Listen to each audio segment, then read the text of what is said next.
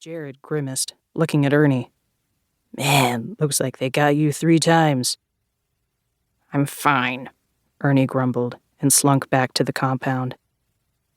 In the shadows of the doorway, Tim's white teeth glowed as he grinned, but he said, What? It's not funny. I'm not laughing. Ernie walked by without saying anything and slammed open the screen door of the kitchen. Cupid, never without his lip ring and beanie, was peeling potatoes, and he cut raw onion for Ernie to press onto the red, swelling bumps. Thanks, brother, Ernie said. No problem, said Cupid, straight-faced, but then he smiled. Looks like a hickey. Whatever, Ernie said, smirking. He checked himself out in the window glass and pretended it was a hickey. Ernie was in a state of familiar turmoil just then. He barely had one full thought. It was just loops and spirals and falling stars of anger, hatred, embarrassment, and desire. And it was all about Tim. Ernie had set out to do something helpful. As usual, it turned into Tim making fun of him. Who was Tim anyway? Tim's uncles owned this place, and their nephew just lived here, a freeloader. But whenever Ernie truly considered this, he got moody, because in this world, real estate did put Tim in charge, even if he hadn't earned it. Sometimes, when reality hit Ernie like it did now, he couldn't move. He just stared at the kitchen floor, knowing how weird he looked, like someone pulled the plug on him for a 10-minute spell. When it was done, he was about to drag his sorry ass, his sweaty, gleaming tattooed chest, his long and knotted hair, his self, his body, to his bed. He had no energy for much else. But that's when she showed up. Ernie saw the silver super-dented minivan bumping up the long driveway like a small-town hearse. Out popped an uptight couple. Or maybe they only seemed uptight because they were upset about what they were doing. Ernie would later find out this was a half-sister who'd been taking care of the girl since the death of their grandma Inez. The girl lived with her grandmother for years.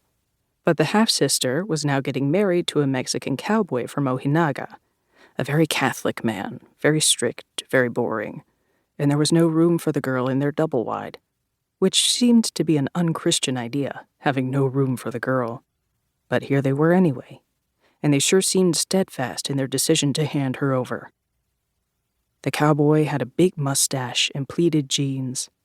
The couple waited in the dirt drive until finally the back door of the van slid open and Coral came out. Everyone who lived on the compound was watching from their bedrooms or from the garage, wherever they found themselves. In fact, Holiday Ray was smoking at his window, and he said to Stacy, still lounging in their bed, "Incoming." The couple would rehash that moment years later, trying to understand everything. But while it was happening, Ray didn't think for one hot second this teenager could affect their lives. Sure, maybe other lives, just not the lives of Ray and Stacy. He was more interested in lighting another cigarette. "Come here, baby," Stacy said, more interested in Ray.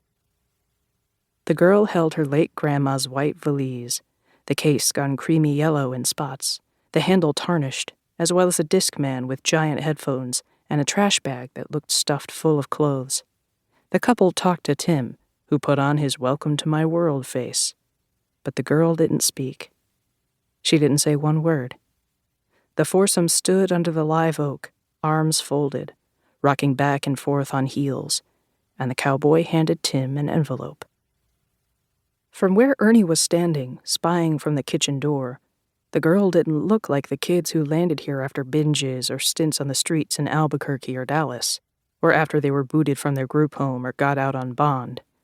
With her not short, not long, greasy blonde hair, and her black socks in the middle of summer, those blue eyes, her Hanes t-shirt and cut-off black jeans shorts.